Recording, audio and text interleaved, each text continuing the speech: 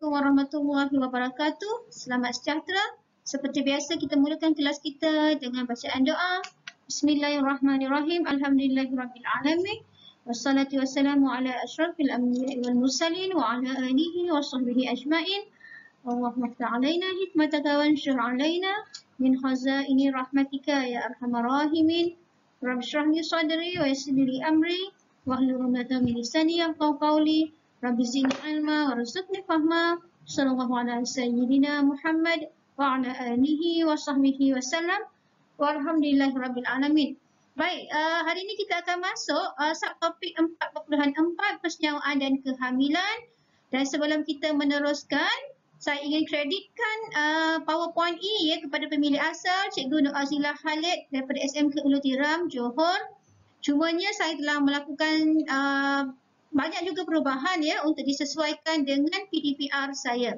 Okey. Jadi terima kasih Cikgu Nur Azilah Khalid.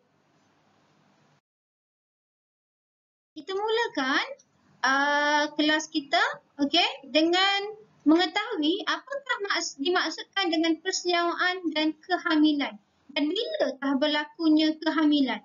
Baik, kita teruskan. Baik, kita tengok kepada ayat yang pertama, apakah maksud persenyawaan? Baik, kita lihat di sini. Persenyawaan bermaksud apa? Proses percantuman nukleus sperma dengan nukleus ovum. Okey? Jadi kalau awak ingat lagi dalam kelas kita yang sebelum ini, di dalam sperma, di dalam ovum, di bahagian tengahnya ada nukleus. Jadi apa yang berada di dalam nukleus? Di dalam nukleus ada maklumat genetik. Okey? Di dalam sperma, maklumat genetik ayah. Di dalam ovum ada maklumat genetik ibu. Jadi bila berlakunya percantuman di antara nukleus sperma dan nukleus ovum, maka berlakulah persenyawaan. Baik, selepas berlaku persenyawaan, barulah seorang perempuan itu, seorang wanita itu, seorang ibu itu dikatakan sebagai hamil. Okay? Barulah proses kehamilan bermula. Jika tiada persenyawaan, maka tiadalah kehamilan. Baik, jadi selepas kehamilan berlaku, apa yang akan dapat dihasilkan? Okay? Jadi selepas berlakunya percantuman di antara nukleus sperma dan nukleus ovum, okay, maka berlakulah persenyawaan, berlakulah kehamilan. Yang pertama sekali terbentuk ialah zygote. Okey? Jadi saya bulatkan merah di sini, zygote. Okey? Jadi apa yang berlaku kepada zygote? Okey? Jadi sepanjang proses kehamilan, zygote akan mengalami proses pembesaran. Okey? Jadi zygote terbentuk dan membesar di mana? Di dalam uterus. Okey, di dalam uterus. Uterus hanya ada pada seorang ibu. Jadi sepanjang proses manakah proses zygote akan membesar? Okey, berapa lama zygote akan membesar? Jadi zygote akan terbentuk dan membesar di dalam uterus sehinggalah sampai satu proses yang dinamakan sebagai kelahiran. Okey? Baik, sekarang kita akan tengok gambar rajah yang saya paparkan di sini. Ini adalah sistem pembiakan wanita yang awak sudah pembelajar dalam kelas yang terdahulu. Baik, kita akan tengok dahulu. Sekarang awak tengok ya, saya akan bulatkan satu persatu. Tengok yang pertama, saya bulatkan ialah nombor 1. Okey, tengok kan? Tengok nombor 1 saya bulat nombor 1. Maka kita akan bermula dengan nombor 1. Baik, apa berlaku di nombor 1? Tengok saya akan highlight. Okey, mula-mula apa yang berlaku ialah sperma akan berenang memasuki faraj. Okey, baik, kenapa sperma berenang? Kerana hanya sperma yang boleh bergerak. Kalau awak ingat lagi kita buat perbandingan di antara sperma dan ovum, ovum tidak boleh bergerak sendiri. Okey, hanya sperma yang boleh bergerak sendiri. Jadi sperma dia boleh berenang. Jadi sperma akan berenang memasuki faraj. Baik, saya akan gunakan highlighter biru sekarang. Jadi awak tengok daripada nombor 1 itu, sperma akan berenang masuk melalui faraj, kemudian memasuki uterus. Okey, itu anak panah biru. Baik. Kemudian sperma itu akan berenang lagi terus sampailah ke tiub fallopian. Okey, tiub fallopian. Okey, jadi daripada faraj masuk ke dalam uterus terus kepada tiub fallopian. Sekarang kita pergi kepada nombor 2 di atas ini. Baik, apa yang berlaku di sini? Tengok penerangannya. Jika ovum hadir, maknanya jika ada ovum di dalam tiub fallopian. Okey? Apa yang akan berlaku? Persenyawaan mungkin berlaku. Okey? Maknanya jika di dalam tiub fallopian ini, saya bulatkan perkataan tiub fallopian, tengok Jika dalam tiub fallopian ini ada ovum, okey? Maknanya akan berlakulah persenyawaan. Jika ovum tiada dalam tiub fallopian, maka tidak akan berlaku persenyawaan. Baik, sambung balik nombor 2 tadi. Nukleus sperma akan bercantum dengan nukleus ovum di tiub fallopian dan membentuk zygote. Okey? Jadi nukleus sperma bercantum dengan nukleus ovum di tiub fallopian membentuk zygote. Maka proses persenyawaan berlaku di dalam tiub fallopian. Jika soalan bertanya di manakah tempat berlakunya persenyawaan, jawapannya di dalam tiub fallopian. Baik, kita sambung lagi. Sekarang nombor 3. Okey, nombor 3. Saya bulatkan nombor 3 di bawah. Okey, apa yang berlaku selepas persenyawaan? Okay, selepas persenyawaan, zygote membahagi menjadi satu bobola sel. Bobola sel ini dinamakan sebagai embrio. Okey, dan embrio akan menempel di dinding uterus. Okey, embrio menempel di dinding uterus. Baik, persenyawaan dan kehamilan kita sambung lagi. Jadi ini adalah pengulangan ya.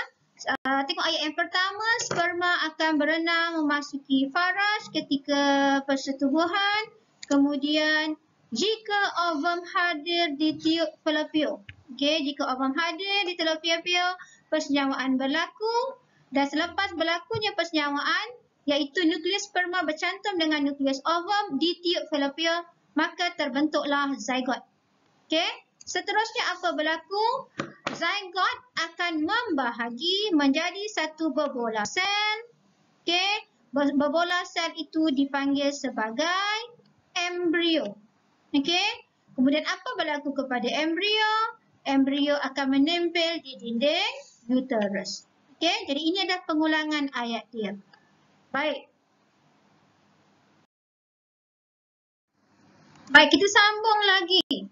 Selepas embrio menempel pada dinding uterus, apa yang akan berlaku seterusnya? Okey, jadi selepas embrio menempel pada dinding uterus, embrio akan terus berkembang, jadi terus membesar. Jadi selepas embrio berkembang dan membesar, embrio akan menjadi fetus. Okey, embrio menjadi fetus. Okey, fetus tu macam mana? Fetus ni dia menyerupai manusia, dia menyerupai bayi. Jadi kalau awak tengok kepada gambar di sebelah ni, kita tengok gambar di sebelah, inilah rupa dia. Okey? Okey, dia menyerupai bayi. Okey, ini namanya fetus. Kita sambung lagi. Proses ini dinamakan sebagai kehamilan. Jadi sepanjang zygote berubah, zygote membesar kepada embrio, embrio berubah menjadi fetus, fetus berkembang dan membesar lagi. Jadi sepanjang proses ini dinamakan sebagai kehamilan.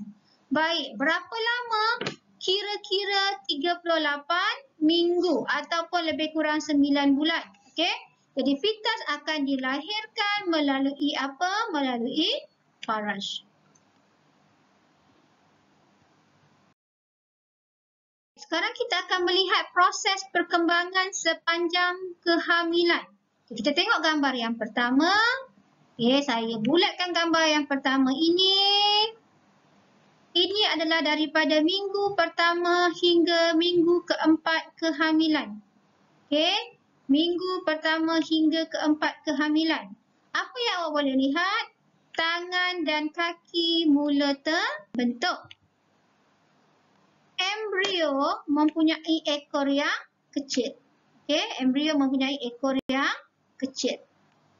Itu minggu pertama hingga keempat. Kemudian, daripada minggu 7 hingga minggu ke-9.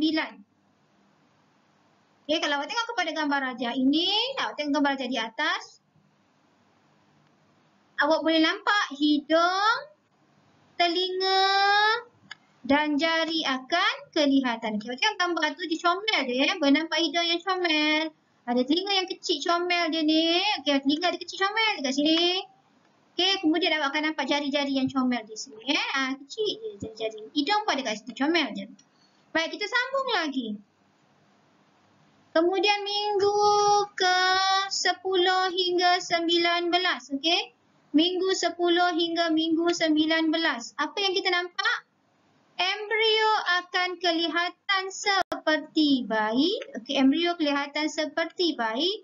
Embrio kini dipanggil sebagai fetus. Okey, so bila dah nampak dah cantik macam ni seperti bayi, namanya sekarang ialah fetus. Okey. Baik, kita sambung lagi. Tengok, minggu 20 hingga 37.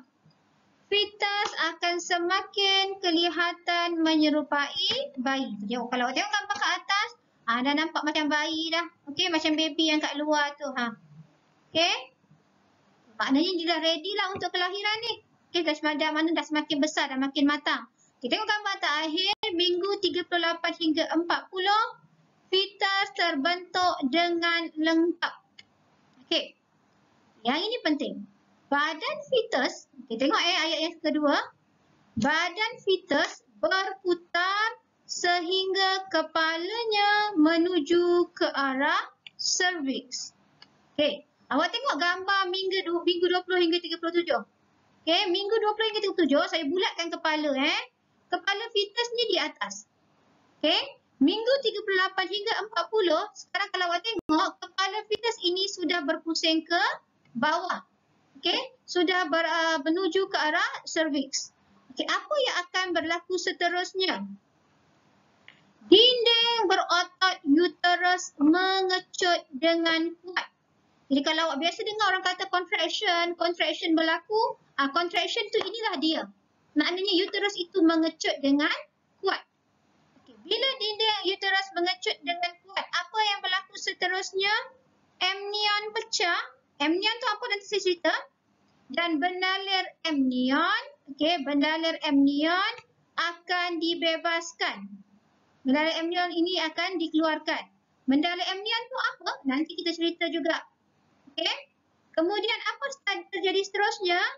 Fetus ditolak keluar dari uterus melalui faraj dan seterusnya keluar daripada badan. Maknanya dilahirkan. Itu maksudnya. Baik, kalau awak tengok kat sini, gambar ini menunjukkan proses perkembangan ya sepanjang kehamilan. Okey, jadi gambar yang pertama ini, okey saya tak nak cerita yang pertama lah sebab awak tak nampak sangat Kita gambar yang kedua. Gambar yang kedua ini adalah gambar embrio. Okey, embrio. Selepas itu adalah gambar fetus. Okey, ini fetus lah, dah mula fetus lah. Okey, jadi fetus semua fetus sampailah yang terakhir sekali ni pun gambar fetus lah. Yang terakhir semua gambar fetus. Okey, jadi dia makin berkembang. Okey. So, sangat comel Baik, sekarang kita nak tengok bagaimanakah struktur semasa kehamilan bagaimanakah di dalam badan ibu Okey, tadi kita dah tengok beberapa istilah. Sekarang saya nak terang apa maksud istilah-istilah yang awak tengok awal tadi. Baik, tengok yang pertama. Placenta. Okey, placenta ni apa? Awak tak pernah dengar ni. Tapi uri, saya rasa semua orang pernah dengar kan uri? Okey. So kita biasa dengar orang mengandung, orang yang melahirkan disebut uri, tanam uri. Ayah yang dapat anak, suami akan pergi tanam uri. Baik. Uri itu yang mana? Kita tengok Kalau tengok ke anak panah tu yang ini. Ke anak panah tu. Okey. Sekarang, apa benda uri ini? Okey, apa fungsi dia? Itu yang tahu tu. Baik, terbentuk daripada tisu ibu dan tisu embrio. Okey, terbentuk daripada tisu ibu dan tisu embrio. Baik, apa fungsi uri? Apa fungsi plasenta ni? Tempat pertukaran nutrien, oksigen, karbon dioksida dan bahan kumuh antara darah ibu dan darah fetus. Okey, jadi ibu akan bekalkan nutrien, ibu bekalkan oksigen kepada fetus. Okey, kemudian fetus itu dia akan buang karbon dioksida, dia akan buang bahan kumuh, dikasih balik kepada ibu. Ibu yang akan buangkan. Okey, so itu caranya. Okey, berlaku pertukaran kat situ. Okey, kemudian kita tengok yang seterusnya. Awak biasa dengar kan tali pusat? Tali pusat biasa dengar kan? Okey. So bila ada bayi yang baru dilahirkan, awak tengoklah dekat bahagian perut dia tu boleh nampak ada tali pusat. Baik, ni tali pusat. Ni yang saya warnakan biru ni tali pusat. Okey. Baik, tali pusat tu penting ke? Apa fungsi dia? Kita tengok ya. Tali pusat ni apa? Ia adalah tiub yang menghubungkan fetus dengan plasenta. Okey, jadi awak nampaklah kat sini. Ini fetus. Okey, saya warnakan kuning ni fetus. Sini ada plasenta. Okey, sini ada plasenta. Jadi dekat tali pusat ni hubungkan. Tali pusat ni hubungkan. Okey. Kemudian terdapat salur darah di dalam tiub ini. Okey, dalam tali pusat tu. Untuk mengangkut darah kepada dan daripada fetus. Okey. Jadi tali pusat ni dalam dia ada salur darah, ya. Dialah yang menghubungkan, yang menyalurkan darah daripada ibu ke fetus. Okey, fetus ke ibu, itulah dia. Dialah yang menghubungkan, ya. Okey, seterusnya kita tengok yang bawah tu. Okey, yang bawah. Dinding uterus. Okey, dinding uterus yang ini. Ni dinding uterus ni panjanglah tu sampai atas. Okey, dan dinding uterus. Sorry tu conteng pula. Okey, tu dinding uterus sampailah tu. Okey, keseluruhannya lah tu saya warnakan separuh je. Baik, dinding uterus ini apa? Dia terdiri daripada dinding yang berotot. Okey, dinding yang berotot. Terdapat embrio menempel dan berkembang. Okey. Ni kalau ingat tadi, yang awal-awal tadi, embrio akan menempel pada dinding uterus. Okey?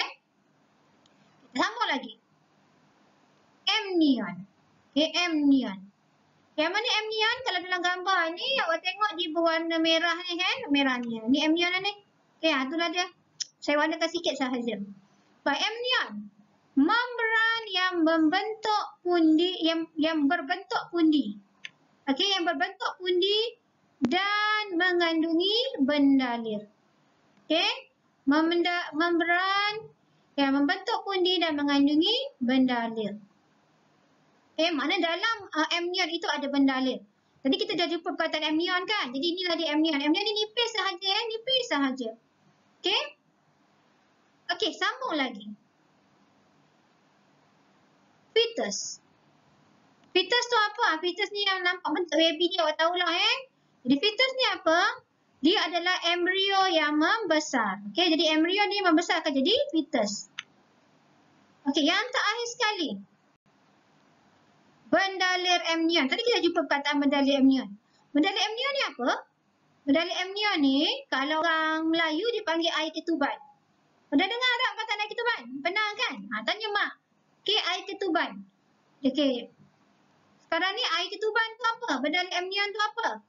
Bertindak sebagai cushion untuk menyerap gegaran dan mencegah fetus daripada kecederaan. Okey, itu fungsi dia. Maknanya kalau ada hentakan ke apa-apa ke, dialah yang akan menyerap. Okey, jadi fetus di dalam tidak akan terjejas kecuali gegaran ataupun hentakan itu terlalu kuat. Okey. Jadi kesemuanya ini berfungsi untuk melindungi fetus, okey? Dan kemudian membekalkan fetus dengan oksigen, membekalkan fetus dengan nutrien, kemudian membuang bahan kumus daripada fetus. Jadi semua ini akan bekerjasama. Okey? Jadi kita ada berapa kat sini? Kita ada placenta, kita ada tali pusat, kita ada dinding uterus, kita ada amnion dan ada bendalen amnion ataupun air ketuban. Okey?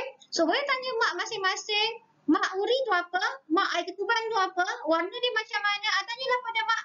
Saya tak boleh cerita semualah. Baik, kita sambung lagi. Ini lebih kepada pengulangan ya. Kepentingan dan fungsi plasenta dan tali pusat. Okey. Tengok ya, ayat pertama, embrio akan membesar dan berkembang di dalam satu pundi. Okey. Apakah nama pundi itu? Pundi yang dikelilingi oleh membran yang dikenal sebagai amnion. Okey, jadi itu pundi. Pundi yang nipis sahaja ya. Okey, seterusnya, amnion mengandungi bendalen. Okey. Dalam amnion itu ada bendalen. Apa fungsi dia? Melindungi fetus. Okey, melindungi fetus. Baik, ini adalah salah satu ujian yang boleh dilakukan. Namanya adalah ujian amniosintesis. Okey, apa tujuan ujian ini dilakukan? Okay, tengok ya. Ujian amniosintesis merupakan suatu ujian yang dijalankan untuk, okay, tengok ya apa ujian dia. Dijalankan untuk mengesan beberapa jenis kecacatan seperti sindrom Down dan pengecutan otot. Okey, ini tujuan dia lakukan. Mengesan kecacatan kelahiran seperti sindrom Down dan pengecutan otot. Baik, macam mana cara dilakukan ujian ini? Tengok ya ayat kedua. Sejumlah kecil cecair amnion. Okey, cecair amnion atau pembendalen amnion dikeluarkan dan diuji. Okey, cecair amnion atau pembendalen amnion ataupun air ketuban, benda yang sama Jadi kalau awak tengok kat sini, kat sini awak tengok gambar tu, dia masukkan satu jarum halus sahaja, diambil sedikit sahaja ya. Diambil sedikit sahaja di sini tengok Dia ambil sedikit sahaja cecair amnion ataupun bendalen amnion ataupun air ketuban, dia ambil sikit sahaja kat situ dan dia akan lakukan ujian. Okey, untuk mengesan jika ada masalah pada fetus itu ya. Kita akan masuk subtopik 45, faktor mempengaruhi perkembangan fetus dan bayi. Baik, sekarang kita tengok apakah faktor yang mempengaruhi perkembangan fetus dan bayi. Apa yang perlu dilakukan oleh seorang ibu bila dia hamil. Okay, yang pertama, wanita hamil perlu mendapatkan apa? Paling penting, ini semua kena tahu makanan yang berkhasiat dan seimbang. Itu yang paling penting. Okay, makanan perlulah makanan yang berkhasiat dan seimbang. Okey, yang kedua, menjaga kesihatannya dengan baik. Okey, jadi ibu yang hamil, ibu yang mengandung, dia perlu sihat. Dia perlu jaga kesihatan dia. Kenapa? Supaya dia dapat melahirkan bayi yang sihat. Jadi, jika ibu tidak sihat, ibu akan menjejaskan kandungannya. Sambung lagi, keperluan kalori wanita hamil adalah lebih tinggi. Itu sebab dia kalau awak tengok wanita yang hamil, dia perlu mengambil lebih makanan tapi tetap seimbang. Okey? Kena ambil lebih kalori. Okey? Tidak sama seperti sebelum mengandung. Baik, sekarang kita tengok bagaimanakah pertambahan kalori yang dialami oleh seorang wanita hamil. Bagaimanakah perubahan kalori yang berlaku di sini? Baik, kita tengok yang pertama, wanita hamil. Yang pertama kita tengok karbohidrat Karbohidrat wanita hamil macam mana? Wanita hamil, kandungan karbohidrat dia tinggi, 11,592. Wanita tidak hamil, kurang. Tak, dia rendah sikit. Baik, seterusnya kita tengok seterusnya. Wanita hamil. Vitamin E dia macam mana pula keperluan vitamin E dia, tengok kat situ. Wanita hamil vitamin E dia lebih 900 mikrogram. Tidak hamil kurang. Kurang. Apa lagi yang lebih? Kemudian protein. Protein wanita hamil pun lebih. Okey, 85 gram. Jauh beza dengan tidak hamil. Tidak hamil 39 sahaja. Okey, kemudian tengok kepada ferrum. Ferrum, wanita hamil ambil 15 miligram. Wanita tidak hamil 10 sahaja. Tengok kalsium. Kalsium ni pun sama Wanita hamil kalsium dia 1000 sehingga 1500. Tinggi Wanita tidak hamil 400 hingga 500. 1/3 sahaja. Okey. Kemudian vitamin C. Wanita hamil perlukan banyak mana? 50 miligram. Wanita tidak hamil 30 sahaja. Okey. Dia nampak seorang wanita hamil dia perlukan nilai kalori, nilai nutrien yang lebih. Okey, berbanding yang tidak hamil. Baik, sekarang kita tengok apakah faktor mempengaruhi perkembangan fetus dan bayi. Jadi jika awak mengandung, awak hamil, awak nak awak punya kandungan itu awak punya fetus itu membesar dengan sihat, membesar mengikut umur yang sesuai di dalam kandungan. Awak perlu lihat faktor-faktor yang dinyatakan selepas ini. Okay, yang pertama, tengok gizi wanita hamil. Okay, pemakanan tentang makanan dia. Perlulah seimbang, itu yang pertama. Yang pertama perlu seimbang. Lepas seimbang, mengandungi lebih banyak apa? Sama macam kita bincang tadi, karbohidrat lebih tinggi, lemak, protein lebih tinggi, asid folik, vitamin C, kalsium, fosforus, ferrum, serat, semua lebih tinggi berbanding wanita yang tidak hamil. Kemudian, kenapa perlu ambil makanan seimbang? Sebab setiap kelas makanan memainkan peranan yang berbeza dan memainkan peranan yang penting untuk memastikan kesihatan ibu dan bayi. Okey? Okey, kita tengok serat salah satu kelas makanan yang awak dah belajar, sekolah rendah dah belajar salah satu kelas makanan ialah serat. Baik, apa contoh makanan yang mengandungi serat? Contohnya bijirin, sayur-sayuran, buah-buahan. Nah, ini semua makanan yang kaya dengan serat, yang tinggi kandungan serat. Baik, apa fungsi dia? Mencegah wanita hamil daripada mengalami sembelit. Tahu tak sembelit tu apa? Sembelit tu awak nak berak. Awak nak terbuang air besar. Tapi najis awak keras, tak boleh nak buang. Okey? Jadi, jika awak kurang serat, memang akan mengalami begitu Jadi, wanita hamil memang senang terkena sembelit. Jadi, bila awak hamil, pastikan awak mengambil kandungan serat yang tinggi. Baik, seterusnya ialah ferrum. Okey, ferrum. Apa contoh makanan yang mengandungi banyak ferrum? Hati, daging merah, ikan. Okey, hati, daging merah, ikan. Baik, kenapa ferrum kena ambil? Okey, penting untuk pembentukan hemoglobin sel darah merah untuk mencegah wanita hamil daripada mengidap anemia. Okey, penting ini memang ramai wanita hamil yang mengalami anemia, ini biasa. Okey, jadi pastikan awak ikut makanan yang seimbang, ambil makanan seimbang. Okey, dan dengan nasihat doktor.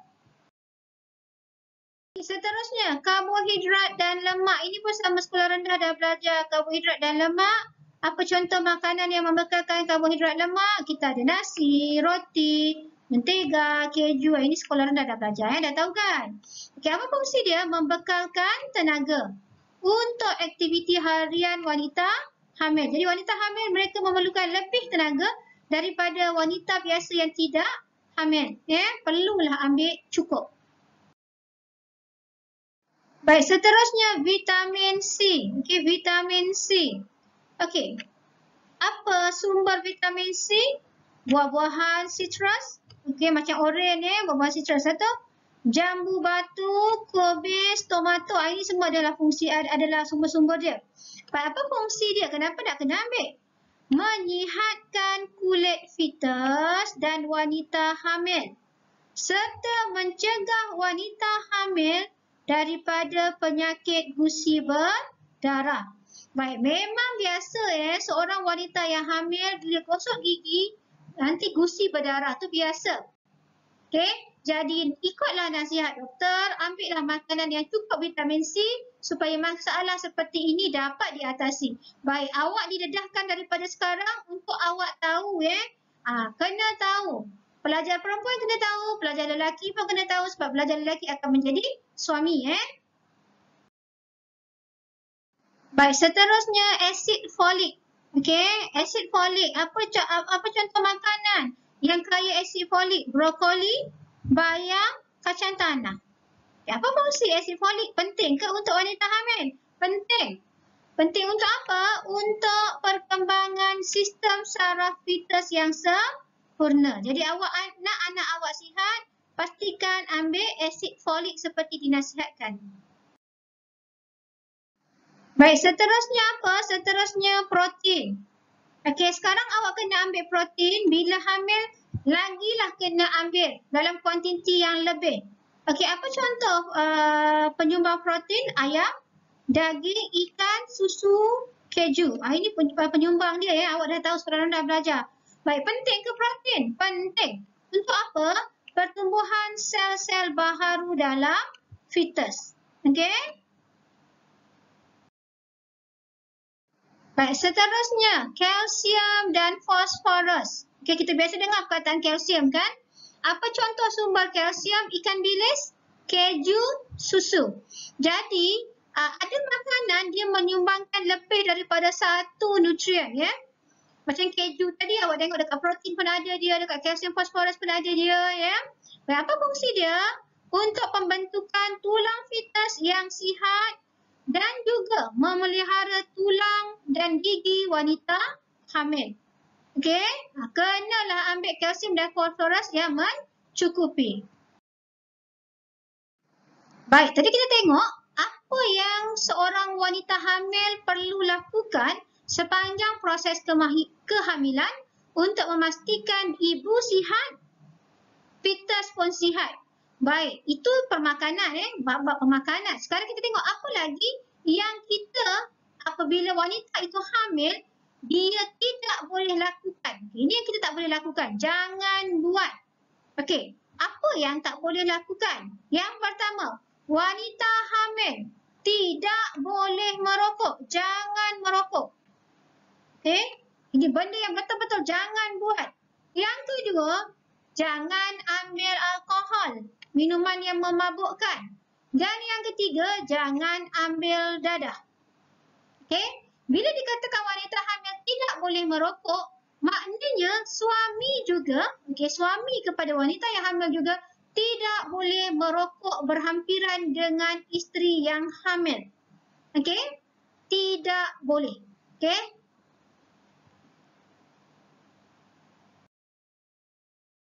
Baik, kita tengok sekarang apakah kesan rokok kepada wanita hamil. Tengok yang pertama, bayi yang dilahirkan kemungkinan bersaiz kecil. Yang kedua, risiko kematian bayi semasa kelahiran tinggi. Bayi yang dilahirkan kemungkinan terencat akal dan cacat fizikal. Bayi yang dilahirkan kemungkinan peramatang. Dan juga kemungkinan keguguran berlaku kepada wanita hamil. Itu sebabnya merokok oleh ibu yang hamil dan merokok oleh suami kepada wanita hamil tidak dibenarkan Baik, yang kedua, minuman beralkohol. Kenapa tidak boleh ambil minuman beralkohol? Tengok yang pertama, bayi berkemungkinan mengidap sindrom alkohol fetus. Apa dia? Sindrom alkohol fetus nanti kita cerita kemudian Fetus kemungkinan terencat. Fungsi otak, sistem saraf dan jantung kemungkinan musnah. Okey, jadi banyak kesan yang buruk Baik, seterusnya dadah. Apa pula kesan dadah kepada fetus yang dikandung oleh wanita hamil? Fetus kemungkinan cacat. Itu kesan dia Baik, tadi saya sebut pasal kesan alkohol. Salah satu kesan alkohol terhadap fetus ialah adanya masalah sindrom alkohol fetus. Ini sindrom alkohol fetus. Baik, apakah dia sindrom alkohol fetus? Yang pertama, dilahirkan dengan berat badan yang kecil, ukuran kepala bersaiz kecil, terencat akal, rupa paras yang cacat. Jadi kalau awak tengok gambar di sebelah ini adalah salah satu contoh fetus yang dilahirkan, bayi yang dilahirkan dengan sindrom alkohol fetus. Okey?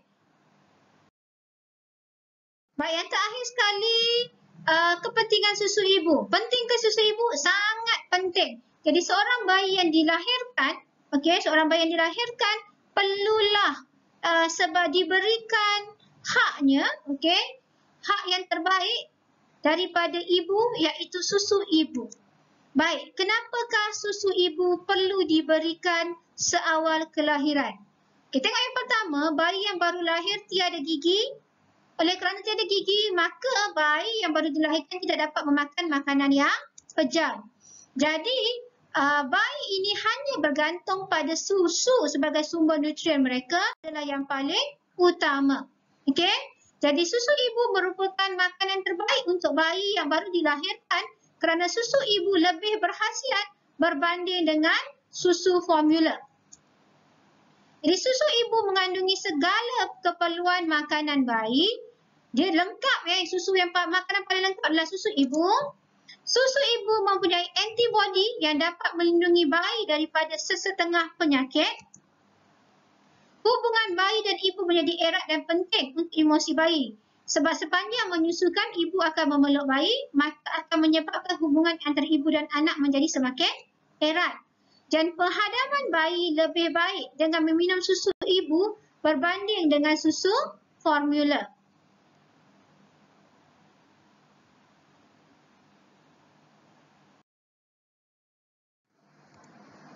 Baik, wanita hamil perlu sentiasa menjaga kesihatan kerana setiap makhluk bernyawa mempunyai hak yang untuk hidup walaupun masih dalam kandungan. Jadi seorang ibu yang gagal menjaga kesihatannya akan menjejaskan kesihatan fetus dalam kandungan. Oleh itu, seorang ibu haruslah memastikan bayi yang berada dalam kandungan, fetus dalam kandungan, mendapat nutrien mencukupi, mengelakkan diri daripada mengambil bahan-bahan yang boleh memudaratkan kesihatan ibu dan anak. Baru saja menghabiskan 2 subtopik. Saya bagi awak sedikit kerja rumah. Kerja rumah buku SPS muka surat 48, 49 dan 50. 3 muka surat sahaja. Isi tempat kosong sahaja. Baik, selepas menonton video, selepas menyiapkan kerja rumah, tolong hantar gambar buku SPS muka surat 48, 49, 50 sebagai bukti kehadiran. Okey? Terima kasih semua. Kita akhiri kelas kita dengan bacaan doa. Bismillahirrahmanirrahim. Wal as innal insana lafi husn illa allazina amanu wa amilus solihati wa tawasaw bil haqq wa tawasaw bis sabr. Amin ya rabbal alamin. Jumpa lagi. Assalamualaikum warahmatullahi wabarakatuh.